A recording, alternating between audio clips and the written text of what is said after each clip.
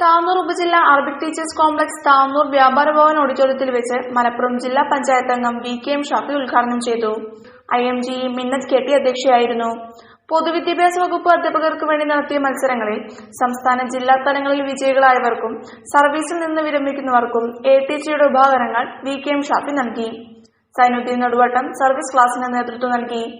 ATC secretary P. Safeer, P.K. Shakir, Abdurazak Thekkel, M.A. Rafeeq, Fazal Thangal, C.P. Sharafuddeen, Yasir Pakara, Abdussalam Panikkarattil, N. Anas Babu, C.N. Mujeeb, V.T. Latheef, Shihab Adusseri, Jaseera, Noushida എന്നിവർ പ്രസംഗിച്ചു.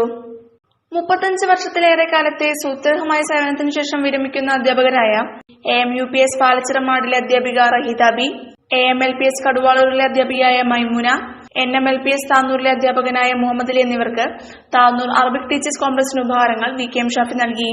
അടുത്ത വർഷത്തേക്കുള്ള ATC സെക്രട്ടറിയായി വീണ്ടും താനാളൂർ AMLPS സ്കൂളിലെ P. സഫീറിനെ ഐക്യകണ്ഠേന തിരഞ്ഞെടുത്തു.